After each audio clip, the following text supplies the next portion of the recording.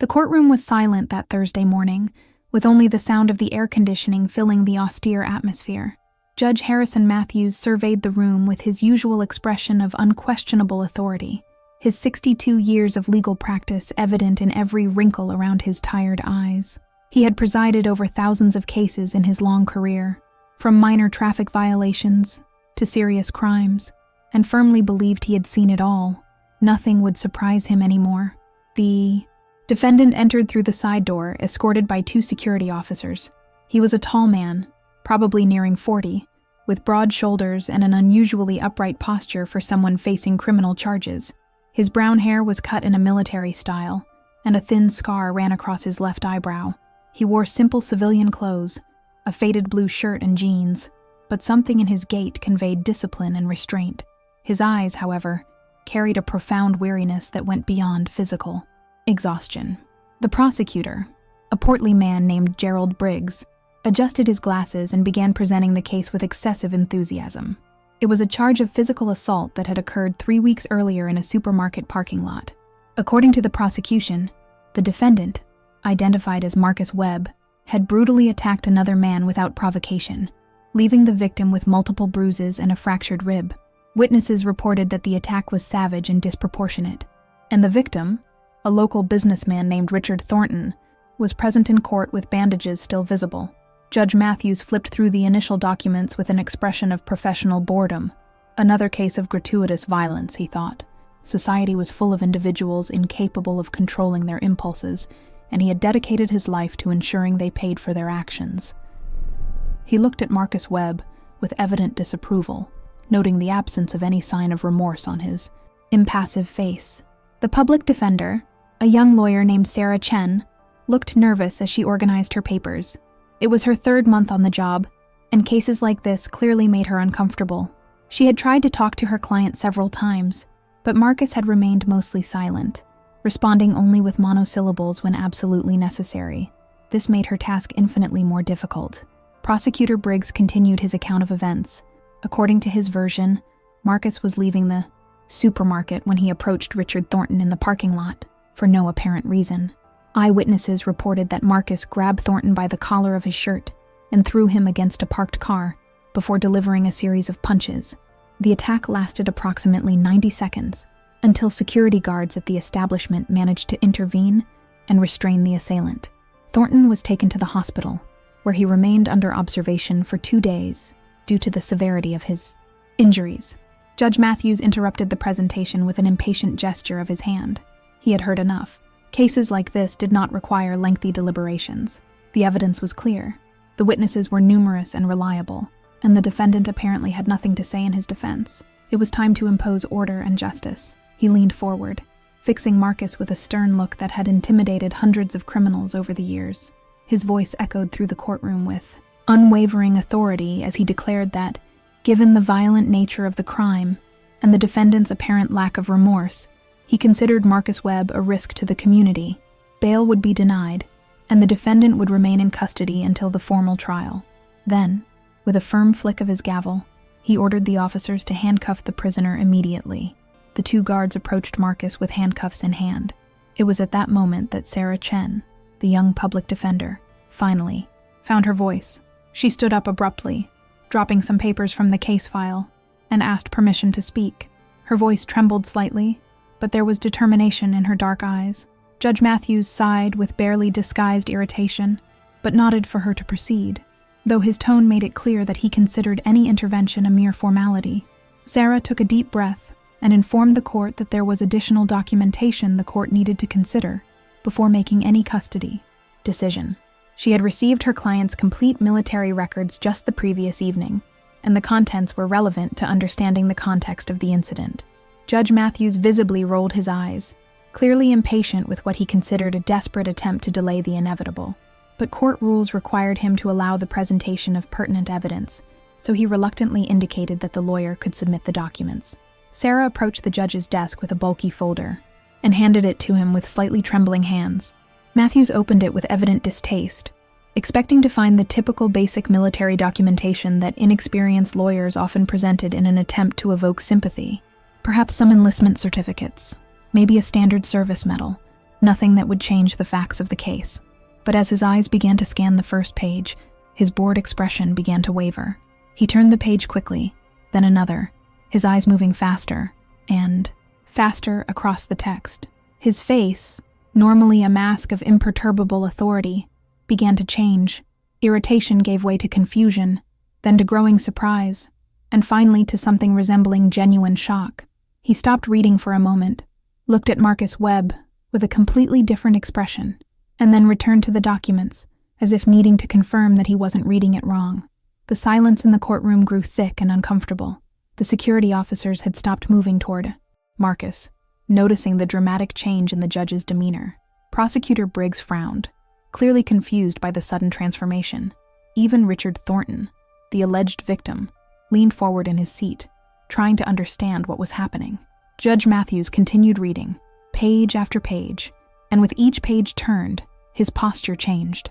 His shoulders, once rigid with judicial authority, began to stoop slightly. His hands, which had gripped the gavel with absolute confidence minutes before, now trembled almost imperceptibly as he handled the documents.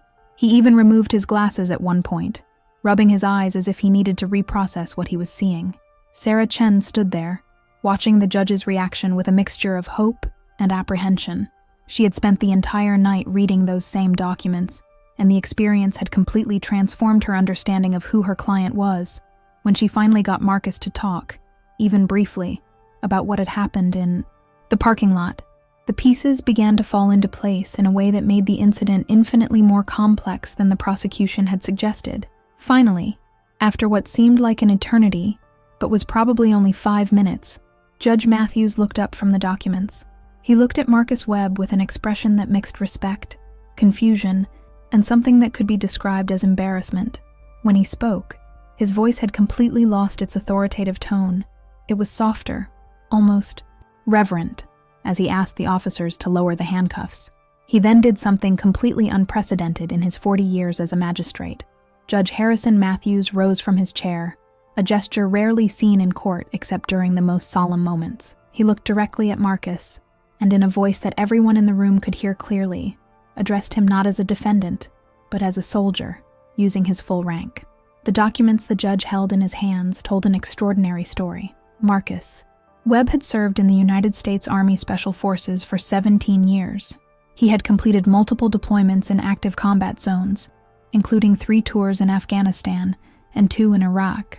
His service record was impeccable, filled with commendations and medals that represented not only bravery, but also exceptional sacrifice. Among the listed decorations was the Silver Star, awarded for bravery in combat after an incident in which Marcus had saved 5 members of his unit during an ambush. There were also 2 Bronze Stars, a Purple Heart received after being wounded by shrapnel while protecting Afghan civilians, and numerous service and achievement medals. But it wasn't just the medals that told the story. The attached reports detailed missions in which Marcus had demonstrated exceptional leadership, courage under fire, and, most significantly, an unwavering commitment to protecting the innocent. One particularly poignant report described an operation in an Afghan village where Marcus's unit had received intelligence about the presence of enemy fighters. During the operation, Marcus identified that the target building actually housed civilian families, including children, who were being used as human shields. Contrary to direct orders to proceed with the attack, he entered the building alone, negotiating the release of the civilians while risking his own life. His action saved 17 people, including 8 children. But the documents also revealed something darker. Marcus had been diagnosed with severe post-traumatic stress disorder after his last deployment. Medical records indicated that he had witnessed atrocities that had left deep psychological scars. He had lost 3 close members of his unit in an IED explosion, an event he witnessed and from which he himself emerged wounded. Since his return to the United States 2 years prior, Marcus had been receiving treatment through the Veterans Program, but the process was slow and challenging. There was also a letter from his therapist, submitted as part of the documents, which provided crucial context for the parking lot incident. The therapist explained that Marcus suffered from episodes of hypervigilance and fight-or-flight response, triggered by specific situations that reminded him of his time in a combat zone. These episodes were not consciously controlled. but represented a neurological response developed over years in environments where hesitation meant death. Judge Matthews placed the documents on the table and looked at Prosecutor Briggs. In a firm but non-hostile voice, he asked if the prosecution was aware of the defendant's military history. Briggs, clearly taken aback, admitted that they were not. Initial arrest records listed Marcus only as unemployed, and no further investigation had been conducted into his past. The focus had been entirely on the witnesses to the incident and the victim's injuries. It was then that Sarah Chen asked permission to present additional context about what actually happened in the parking lot. The judge nodded for her to continue, and this time there was no impatience in his gesture. Sarah explained that, after gaining Marcus's trust, she had investigated the circumstances of the incident more thoroughly. What she discovered painted a radically different picture than the one the prosecution had presented. According to Sarah's investigation, Richard Thornton was not an innocent victim. He had a history of his own, though not a criminal one in the legal sense. Neighbors and acquaintances had reported that Thornton was known for aggressive and intimidating behavior, particularly towards women. On the day of the incident, Marcus had just left the supermarket when he heard screams coming from the parking lot. A woman was calling for help. Sarah presented statements from 2 additional witnesses who had not been heard by the police initially. These witnesses confirmed that Thornton was violently grabbing a younger woman, clearly trying to force her into his car while she resisted and screamed for help. The witnesses had been paralyzed, not knowing how to intervene, when Marcus appeared. Marcus's response was immediate and instinctive. Years of military training and experiences where seconds determined life or death had honed his reflexes. He saw a civilian in immediate danger and acted without hesitation. His intervention was physically intense, yes, but it had a single objective: to neutralize the threat and protect the victim. Witnesses confirmed that Marcus stopped as soon as Thornton released the woman, and she was safe. Sarah had also located the woman herself, a 23-year-old named Emily Rodriguez. Emily had left the scene before the police arrived, traumatized by the incident and afraid of retaliation from Thornton, who had threatened her family if she said anything. Sarah managed to convince her to testify, and now Emily was outside the courthouse, ready to confirm that Marcus had saved her life. She revealed that Thornton had been harassing her for weeks, and that day he had decided to take what he considered to be rightfully his. Judge Matthews remained silent for a long moment, processing everything he had heard and read. He looked at Richard Thornton, who now seemed significantly less comfortable in his seat. The judge asked Thornton directly if what the defense was alleging was true, if he was in fact trying to force a woman into his car. Thornton mumbled weak denials, but his body language told a different story. Prosecutor Briggs, realizing the case was rapidly falling apart, requested a recess to review this new information. The judge denied the request. He had seen enough. With decades of experience reading people and situations, Matthews recognized the truth when he saw it. He had been on the verge of arresting a war hero for doing exactly what he had been trained to do during 17 years of service: protect the defenseless. Judge Matthews then did something that surprised everyone in the room. He ordered security officers to take Richard Thornton into custody for immediate investigation of the allegations of attempted kidnapping and assault. Thornton vehemently protested, but the guards escorted him out, while he shouted about injustice and his rights. The transformation was complete. The accuser had become the accused. Turning to Marcus, the judge spoke with a voice filled with genuine emotion. He apologized on behalf of the judicial system for nearly committing a grave injustice. He thanked Marcus for his service to the country and expressed deep respect for the sacrifice he and other veterans had made. Then, without hesitation, he dismissed all charges against Marcus Webb, declaring him free to go. But Judge Matthews didn't stop there. He publicly acknowledged that Marcus had acted to protect an innocent person, demonstrating the same courage that had characterized his years of military service. He also expressed genuine concern for Marcus's mental health and asked if he was receiving adequate support to cope with his PTSD. Marcus, speaking publicly for the first time during the trial, admitted in a low voice that the resources available were limited and that he was struggling. The judge immediately instructed his court staff to connect Marcus with more effective veterans organizations and specialized treatment programs. He would personally ensure Marcus had access to the necessary resources. It was the least he could do for a man who had given so much to his country and then almost been punished for saving a life. As Marcus was being released, something unexpected happened. Judge Matthews stepped down from his bench, a highly unusual gesture, and extended his hand to Marcus. It wasn't a formal handshake between judge and citizen, but between two men, one recognizing and honoring the other. Marcus accepted the hand with a slight nod, his eyes finally showing a spark of something beyond exhaustion. Sarah Chen watched the scene with tears in her eyes. It was her 3rd month as a public defender, and she had just witnessed that true justice was possible when people were willing to look beyond superficial appearances. She had almost given up on Marcus, almost accepted that the case was hopeless, but something had motivated her to keep investigating, to keep searching for the truth, and that had made all the difference. The courtroom gradually emptied, but the story of what happened that day would spread quickly. People would talk about the judge who almost made a terrible mistake, but who had the humility and wisdom to recognize when he was wrong. They would talk about the soldier who couldn't help but protect the innocent, even when it cost him his own freedom. And they would talk about the young lawyer who refused to give up when it would have been so easy to do just that. In the following days, Emily Rodriguez filed a formal complaint against Richard Thornton.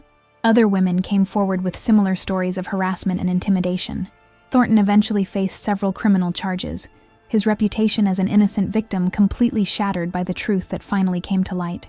Marcus Webb began intensive treatment for PTSD through a specialized program that Judge Matthews had helped organize. The road would be long and difficult, but for the first time since his return from combat, Marcus had hope that he could find peace. He also began volunteering with other veterans, helping those who struggled with the same demons he knew so well. Judge Harrison Matthews never forgot that day. He had been so dangerously close to committing an irreparable injustice, to punishing a hero for doing what was right. The experience humbled him and made him reassess his approach to the job. He began to insist on deeper investigations in all cases, always remembering that the truth is rarely as simple as it seems at first glance. And so, what began, as just another routine case in a busy courtroom, became a defining moment in the lives of everyone involved. A reminder that true justice requires more than simply following procedures. It demands courage, to question assumptions, and have the humility to recognize when we are wrong.